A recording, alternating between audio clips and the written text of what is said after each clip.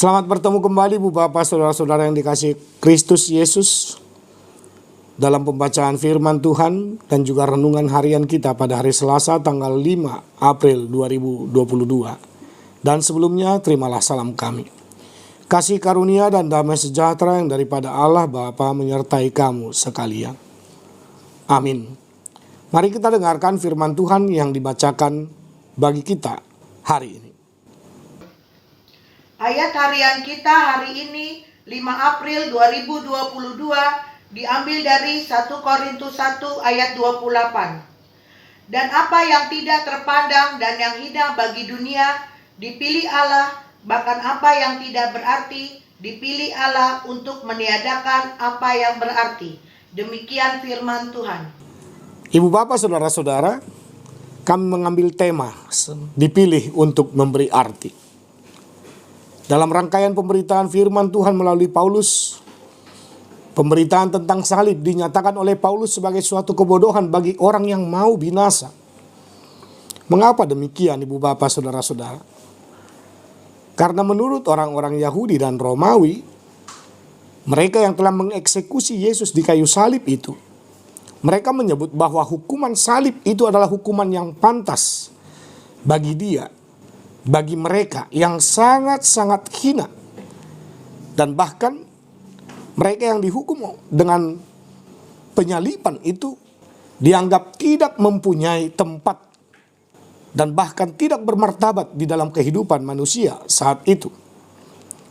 Walaupun kita sebenarnya mengetahui saat Yesus disalibkan bahwa semua proses penyaliban Yesus itu adalah karena iri hati, dengki, dan tidak setuju.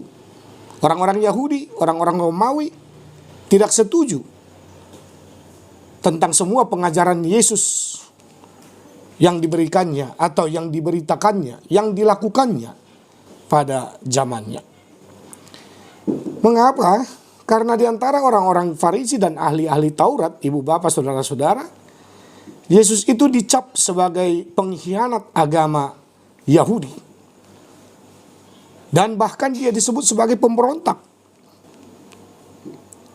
Dan bahkan mereka menuduhkan Yesus kepada pemerintahan Romawi bahwa dia adalah sosok yang hendak meruntuhkan pemerintahan dan kerajaan Romawi pada saat itu. Dan apa yang terjadi? Paulus, ibu bapak saudara-saudara, tidak menyela atau tidak melawan tentang apapun yang dikatakan oleh orang-orang Yahudi, ahli-ahli Taurat, tentang pengajaran mereka yang menyebut Yesus itu adalah pemberontak. Namun bagi Paulus sendiri, Yesus itu tetap menjadi anak Allah. Dan Paulus hanya menginginkan saat dia memberitakan firman Tuhan, saat dia melakukan penginjilan itu, atau pemberitaan tentang kuat kuasa Allah di dalam diri Yesus Kristus yang telah mati dan bangkit itu, dan memberitakan kembali kepada setiap orang-orang yang mau menerima Yesus dan hidup bersama-sama dengan Yesus.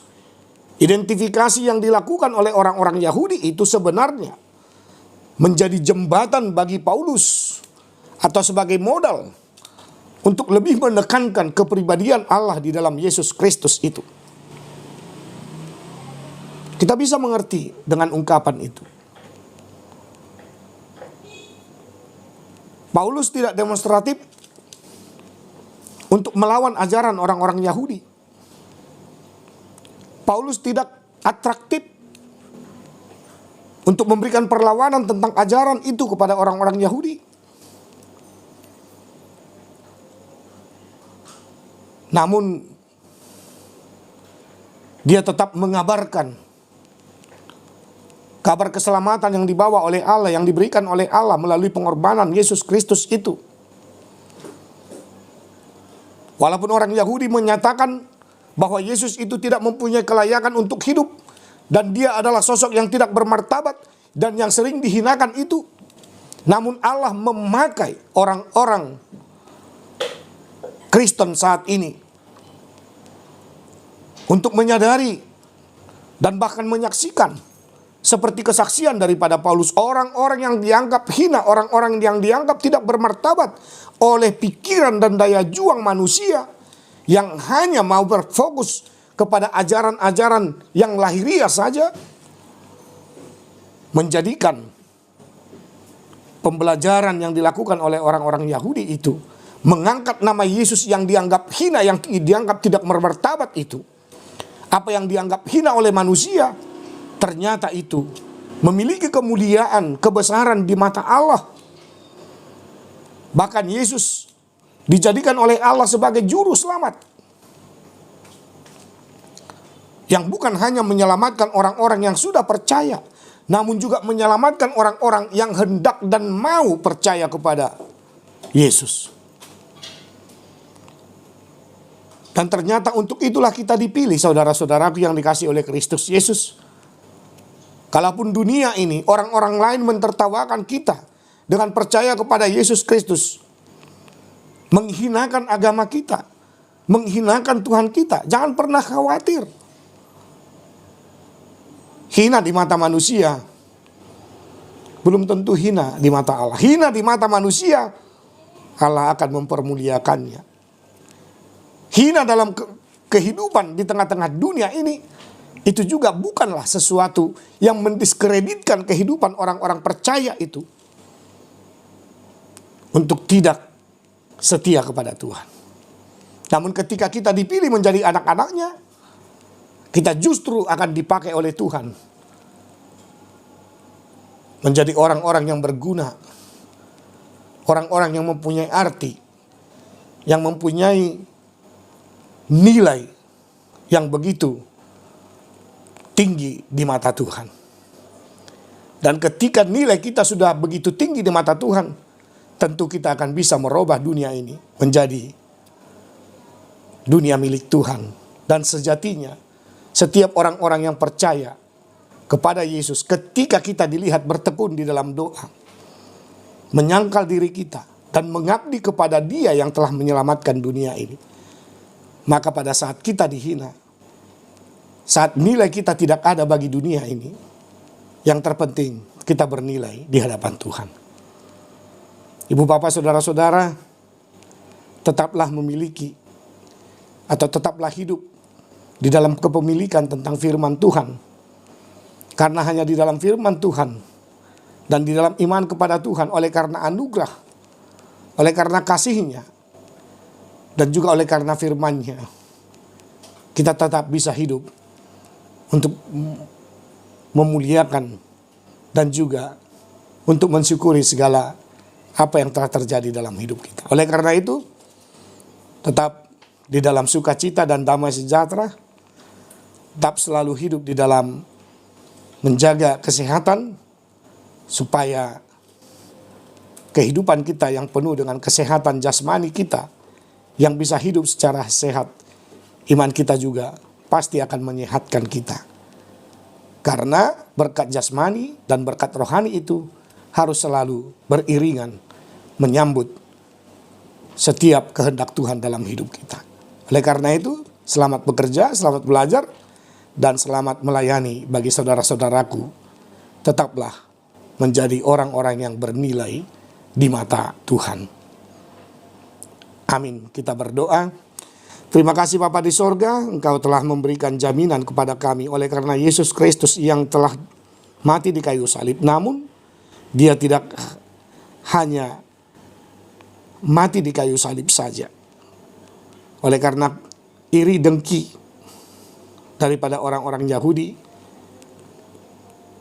yang menuduhnya yang bukan-bukan, karena Yesus tidak pernah mau tunduk kepada aturan agama para imam-imam yang hidup di dalam kemunafikan. Namun Yesus membawa suatu perubahan di dalam kehidupan orang beriman dan percaya kepada Allah. Terima kasih Tuhan. Biarlah keselamatan yang telah diberikan oleh Yesus, apa yang hina di dalam pikiran manusia, bagi Tuhan semuanya itu akan termuliakan. Demikian juga kami, apapun yang bisa kami lakukan untuk mewartakan firman Tuhan, menyaksikan kemuliaan Tuhan. Walaupun dunia ini kadang-kadang harus mentertawakan kami yakin dan percaya. Apa yang kami lakukan adalah bukan untuk diri kami sendiri, namun untuk kerajaan Tuhan di dunia ini. Terpujilah nama Tuhan kekal sampai selama-lamanya. Kau dampingi kami, Kau dampingi semua umat Tuhan untuk tetap serta-merta di dalam pendidikan, di dalam pekerjaan, di dalam pelayanan, cita-cita dan harapan, dan setiap rencana daripada umat-Mu Engkau wujudkan. Dan biarlah dunia ini tetap tenang dan damai.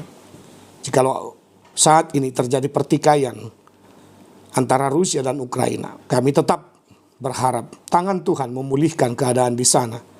Engkau yang menyentuh hati setiap pemimpin di tengah-tengah dunia ini, terutama pemimpin di Rusia dan Ukraina, supaya segera untuk melaksanakan perdamaian. Karena Tuhan menyukai orang-orang berbuat damai.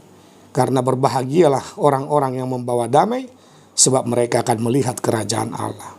Biarlah Tuhan, kami tetap hidup di dalam damai sejahtera, oleh karena anugerah dan kebesaran-Mu selalu nyata dalam hidup kami. Kami puji nama-Mu, terimalah doa kami dalam Yesus Kristus. Kami telah berdoa dan mengucap syukur, jadilah kehendak-Mu. Anugerah Tuhan kita Yesus Kristus, kasih setialah Bapa, dan persekutuan dengan Roh Kudus memberkati engkau sekalian. Amin.